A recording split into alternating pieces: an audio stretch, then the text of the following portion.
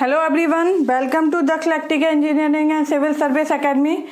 तो आज हम डिस्कस करने वाले हैं कि जो हमारा ट्रांसमिशन लाइन होता है, उसमें हम हाई वोल्टेज ही क्यों यूज़ करते हैं। आपने बहुत बार सुना होगा कि हम ट्रांसमिशन लाइन के लिए, मतलब जो हम वोल्टेज ट्रांसमिट करते हैं उसके लिए हम हाई वोल्टेज का यूज़ करते हैं। तो ऐसा क्यों है? आपने ये तो सुना है कि हम ट्रांसमिशन लाइन के लिए हाई वोल्टेज का यूज़ करते हैं, बट क्या आपको इसका रीज़न पता है?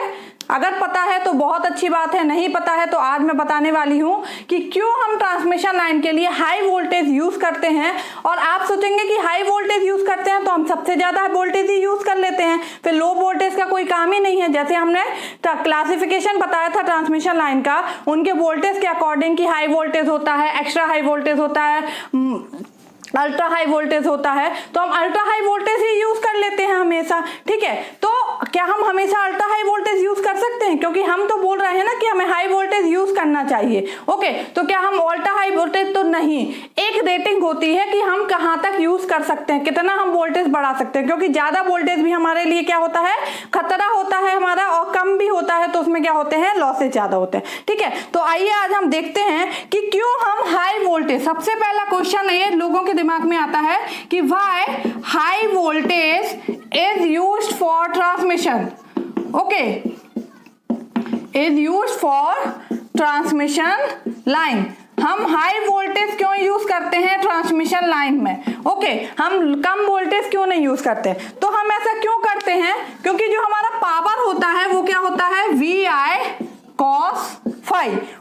पावर जो होता है वो क्या होता है, VI cos phi। तो यहां से I अगर हम देखेंगे तो क्या होगा, PYV cos phi। तो लॉसेस अगर हम देखेंगे, लॉसेस क्या होते हैं, हमारे जो रेजिस्टेंस होता है उसमें क्या होता है, लॉसेस होते हैं। लॉसेस क्या होते हैं, I स्क्वायर R। तो अगर हमारा क्या होता है, लॉसेस हमें क्या चाहिए, कम चाहिए लॉसेस। यहाँ I की जगह अगर हम क्या रख दें, P/V square cos square phi into R, यही होगा। I की जगह हमने ये वैल्यू पुट अप कर दी। इसका मतलब क्या है, लॉसेस इज डायरेक्टली प्रोपोर्शनल क्या होता है, 1/V स्क्वायर के। तो अगर वोल्टेज ज्यादा होगा तो लॉसेस हमारे क्या होंगे, कम होंगे। अगर हम वोल्टेज ज्यादा रखते हैं तो लॉसेस क्या होते हैं, जो ट्रांसमिशन लाइन में वो क्या होते हैं, कम होते हैं। और हम क्या चाहते हैं कि लॉसेस क्या हो, कम से कम हो। मतलब जितना पावर हम ट्रांसफर कर रहे हैं उतना ही पावर हमारा जो सेंडिंग एंड पे था वो हमें रिसीविंग एंड पे मिले। मतलब बहुत कम क्या हो उसमें लॉसेस हो, क्योंकि अगर लॉसेस ज्यादा होंगे तो सपोज हमने 10 किलोवाट हमारा पावर लिया है अगर, और यहाँ पे हमें 9 या 5 मतलब 8 ही मिल रहा है, 5 मिल रहा है, तो क्या होगा, एक आध चलता है हमारा। 10 दिया तो 9 मिल रहा है, तो इतना होता है हमारा। ठीक है, मतलब 95% तक एफिशिएंसी होना चाहिए हमारी। 90 to 95% एफिशिएंसी होगी किसी सिस्टम की, तभी वो क्या होगा, अच्छा होगा। अदरवाइज जो लॉसेस होती है उसकी जो कॉस्ट होती है वो कहाँ पे जुड़ती है, जो हमारा मीटर का बिल आता है, जो हम बिल पे करते हैं उसमें जुड़ती है। तो लॉसेस अगर ज्यादा होंगे तो हमारा जो बिल है वो भी क्या होगा, ज्यादा होगा। तो इसका बर्डन हमारे ऊपर ही पड़ेगा, हमारी ही आर्थिक स्थिति क्या होगी, उससे खराब होगी। तो जो लॉसेस है वो हमारे क्या होना चाहिए, कम से कम होना चाहिए। एफिशिएंसी क्या है किसी भी सिस्टम की, ज्यादा होना चाहिए। हम यही चाहते हैं कि लॉसेस क्या है, कम है। हम आपको जितना इनपुट दे रहे हैं, हम जो समझा रहे हैं, तो हमारा ये उद्देश्य होता है कि आपको पूरा का पूरा समझ में आए। आपको बीच की कुछ चीजें हैं, कभी है मतलब थोड़ा बहुत अगर आपको समझने में है तो चलता है, लेकिन अगर आप हम जितना समझा रहे हैं उसका 20% ही समझ में आ रहा है तो इसका कोई मतलब नहीं है। तो लॉसेस क्या है, कोई भी सिस्टम हो, चाहे वो पावर सिस्टम हो, चाहे मशीन है, चाहे कंट्रोल, कुछ भी पढ़े, लॉसेस क्या होना चाहिए, हमेशा कम से कम होना चाहिए। प्रॉफिट क्या है, ज्यादा से ज्यादा होना चाहिए। तो अगर हम चाहते हैं कि लॉसेस कम हो तो इसके लिए वोल्टेज क्या रखना पड़ता है, ज्यादा रखना पड़ता है। इसलिए हम बोलते हैं कि ट्रांसमिशन लाइन में हम क्या करते हैं, हाई वोल्टेज का यूज करते हैं। अब आप बोलोगे कि मैम ये लॉसेस आपने I स्क्वायर R लिया, ठीक है, लॉसेस हम V स्क्वायर बाय R भी तो ले सकते हैं, ले सकते कि नहीं ले सकते हैं, हमारा बिल्कुल ले सकते हैं। क्यों नहीं ले सकते हैं, क्योंकि जो लॉसेस होते हैं वो क्या होता है, रेजिस्टिव पावर, यही होता है ना। लॉसेस जो होते हैं वो क्या होता है, रेजिस्टिव पावर, और रेजिस्टेंस का पावर क्या होगा, I स्क्वायर R या फिर V स्क्वायर बाय R। ये ले सकते कि नहीं ले सकते। सपोज ये सेंडिंग एंड है और ये क्या है, रिसीविंग एंड, ये सेंडिंग एंड है और ये रिसीविंग एंड, यहाँ पे रेजिस्टेंस है, इंडक्टेंस है। तो हमें जो पावर लेना है, ठीक है, हमें जो वोल्टेज लेना है वो इसके अक्रॉस का वोल्टेज लेना है, ना कि हमें सेंडिंग एंड वोल्टेज लेना है या फिर हमें रिसीविंग एंड वोल्टेज लेना है। हमें क्या लेना है, ये जो रेजिस्टेंस है इसके अक्रॉस का जो वोल्टेज है वो हम लेंगे। ओके, ये क्या है, हमारी जो लाइन है वो किस में कनेक्ट है, दोनों सीरीज में। तो सीरीज में हमारा क्या होता है, करंट क्या होता है, सेम होता है, वोल्टेज क्या होता है, डिफरेंट होता है। ये तो आप पढ़ चुके हैं कि सीरीज में क्या होता है, current same, voltage different. Okay, और पैरेलल में क्या होता है, voltage same, current different. Okay, तो जहां भी सीरीज सिस्टम है वहां पे हम क्या लेके चलते हैं, करंट लेके चलते हैं। इसलिए हमने यहाँ पे क्या लेके चले हैं, जो फॉर्मूला है वो I²R फॉर्मूला लेके चलते हैं। ठीक है, इसलिए हम बोलते हैं कि हम इस हिसाब से, इसलिए हम सीरीज सर्किट है, ये कौन सा सर्किट है, सीरीज सर्किट है। तो जहां भी सीरीज सर्किट होगा वहां पे जो हम लॉसेस फाइंड करेंगे वो करंट के बेस पे फाइंड करेंगे, इसलिए हमने I²R लेके चले हैं। और I²R के अकॉर्डिंग आपने देखा है कि लॉसेस हमारे कम होंगे जब वोल्टेज क्या होगा, ज्यादा होगा। इसलिए हम बोलते हैं कि हम हाई ट्रांसमिशन लाइन, वो ट्रांसमिशन लाइन में हाई वोल्टेज का क्या करते हैं, यूज करते हैं।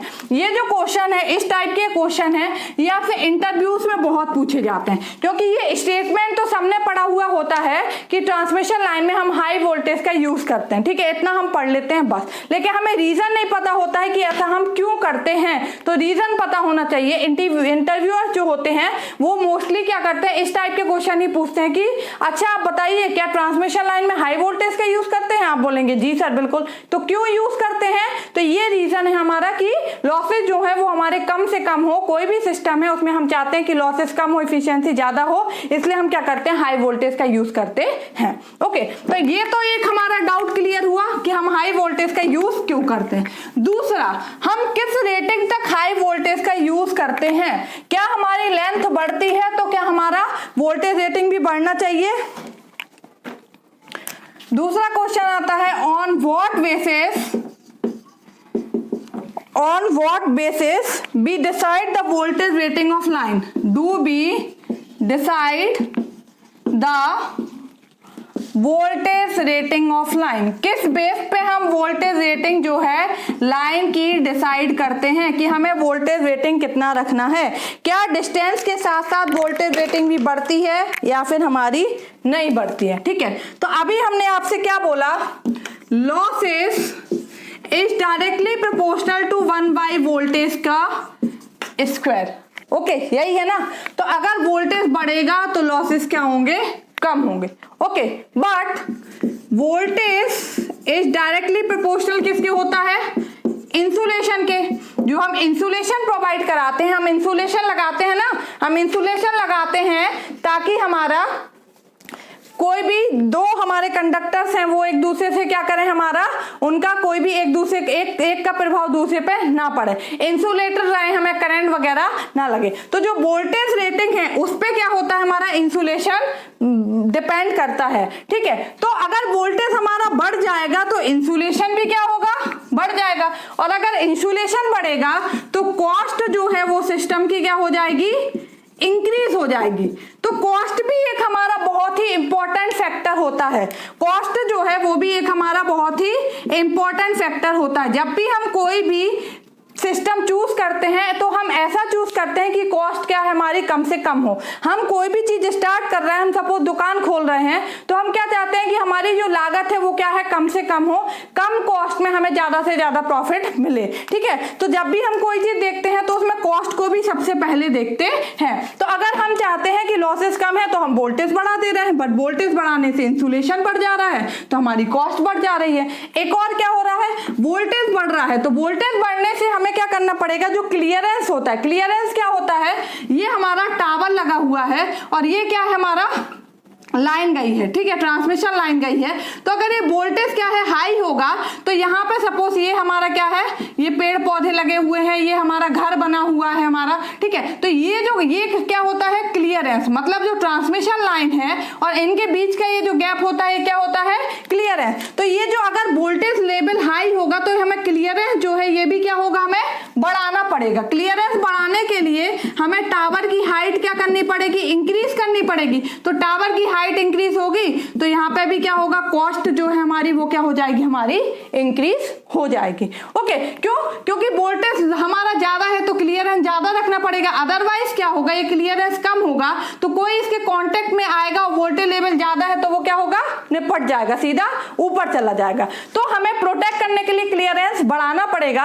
क्लियरेंस बढ़ाने के लिए हमें टावर की हाइट बढ़ानी पड़ेगी, टावर की हाइट बढ़ानी पड़ेगी तो जो टावर बनाने के लिए मटेरियल लगा है वो बढ़ जाएगा तो कॉस्ट क्या होगी, इंक्रीज हो जाएगी। ठीक है, तो यहाँ पे आप देख रहे हैं कि कॉस्ट बढ़ जा रही है हमारी, तो कॉस्ट भी हमारा एक मेन फैक्टर है। तो हमें देखना है कि हमें वोल्टेज लेवल कितने लेवल तक बढ़ाना है। इसलिए हम बोलते हैं कि हमेशा हम अल्ट्रा हाई वोल्टेज नहीं यूज करेंगे कि आप बोलो कि मैडम सीधा अल्ट्रा हाई वोल्टेज यूज कर लेते हैं, जितना ज्यादा वोल्टेज होगा उतना कम लॉसेस होगा। बट भैया कॉस्ट भी तो बढ़ रही है, कॉस्ट भी तो देखना है ना, तो हमें कॉस्ट को भी ध्यान में रखना है।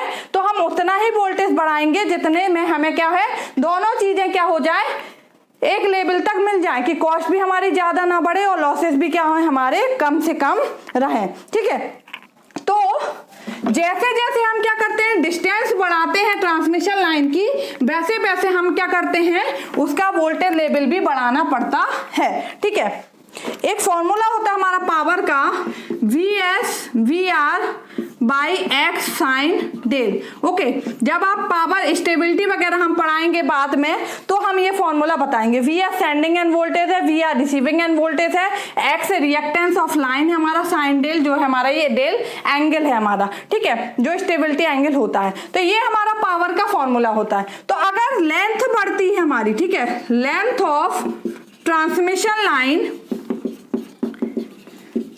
इंक्रीज, अगर लेंथ हमारी ट्रांसमिशन लाइन की बढ़ती है तो एक्स भी जो होता है, रिएक्टेंस जो होता है वो भी क्या होता है, बढ़ता है। ठीक है, लेंथ डायरेक्टली प्रोपोर्शनल होती है किसके, रिएक्टेंस के। तो लेंथ बढ़ती है तो एक्स भी बढ़ता है। तो अगर एक्स बढ़ेगा, रिएक्टेंस बढ़ेगा तो जो पावर होता है वो क्या होता है हमारा, कम होता है। ठीक है, मतलब अगर अपन P मैक्सिमम पावर ले लें तो क्या होता है हमारा VS/VR बाई एक्स। तो अगर एक्स बढ़ेगा तो जो मैक्सिमम पावर होता है वो क्या होता है हमारा, बढ़ता है, एक कम हो जाता है। ठीक है, तो अगर मैक्सिमम पावर कम होगा तो जो स्टेबिलिटी होती है सिस्टम की वो भी क्या होती है, रिड्यूस होगी।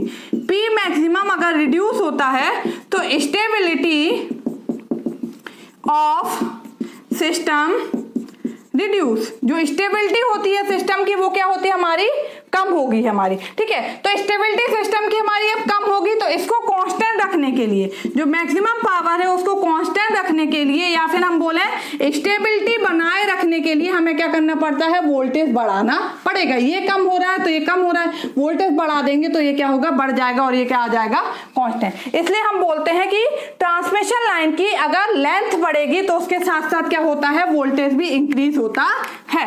ओके, क्या बोलेंगे हम, as length increase voltage is also increase। ठीक है, अगर हम लेंथ बढ़ाते हैं तो वोल्टेज भी हमें क्या करना पड़ता है, बढ़ाना पड़ता है, वोल्टेज मस्ट इंक्रीज। दूसरा क्या हम बोल सकते हैं, R इक्वल टू क्या होता है, रो L बाय A, यही होता है ना फॉर्मूला। तो अगर लेंथ बढ़ती है, अगर लेंथ बढ़ेगी तो रेजिस्टेंस भी क्या होगा, इंक्रीज होगा। ओके, लॉसेस क्या होते हैं, I² R। तो अगर रेजिस्टेंस बढ़ेगा तो लॉस भी क्या होंगे, बढ़ेंगे। ठीक है, बट अगर हम लॉसेस को क्या है, कांस्टेंट रखना चाहते हैं, ठीक है, लॉस को कांस्टेंट रखना चाहते हैं तो हमें करंट को क्या करना पड़ेगा, कम करना पड़ेगा। रेजिस्टेंस बढ़ेगा तो लॉस भी क्या हो रहे हैं, बढ़ रहे हैं। बट हम अगर लॉसेस क्या है, कांस्टेंट रखना चाहते हैं कि लॉस ज्यादा ना हो तो करंट क्या करना पड़ेगा, हमें रिड्यूस करना पड़ेगा, करंट रिड्यूस करना पड़ेगा। और अगर हम पावर चाहते हैं कि पावर हमारा कांस्टेंट रहे तो पावर क्या होता है, V × I। तो तो अगर करंट कम कर रहे हैं तो वोल्टेज क्या करना पड़ेगा, बढ़ाना पड़ेगा। तो इस फंडे से भी आप देख सकते हैं कि अगर ट्रांसमिशन लाइन की हम क्या करते हैं, लेंथ बढ़ाते हैं, तो उसके साथ हमें वोल्टेज भी मस्ट इंक्रीज, कंपलसरी है, वोल्टेज भी क्या करना पड़ेगा, इंक्रीज करना पड़ेगा। तो as distance increase voltage rating of transmission line increase. ठीक है, तो किस बेस पे हम वोल्टेज रेटिंग जो है लाइन की वो लेते हैं, डिस्टेंस के बेस पे। जितना हमारा डिस्टेंस होगा उसी के बेस पे हम वोल्टेज रेटिंग चूज करेंगे। जितनी ज्यादा डिस्टेंस होगी उतना ही ज्यादा क्या होगा, हमारा वोल्टेज रेटिंग होगा ट्रांसमिशन लाइन का। ठीक है, तो ये दो हमारे बहुत ही इंपॉर्टेंट क्वेश्चन थे कि ट्रांसमिशन लाइन जो होता है उसमें हम हाई वोल्टेज ही क्यों यूज करते हैं। तो हाई वोल्टेज इसलिए चूज करते हैं ताकि लॉसेस क्या है, कम हो। दूसरा, कितना हाई वोल्टेज चूज करेंगे तो वो डिपेंड करेगा जो हमारा ट्रांसमिशन लाइन की लेंथ होती है उस पर चूज करते हैं। ओके, तो ये दो मेन क्वेश्चन थे हमारे जो कि बहुत ही इंपॉर्टेंट है, तो इनको आप अच्छे से देख लीजिएगा। Okay, thank you.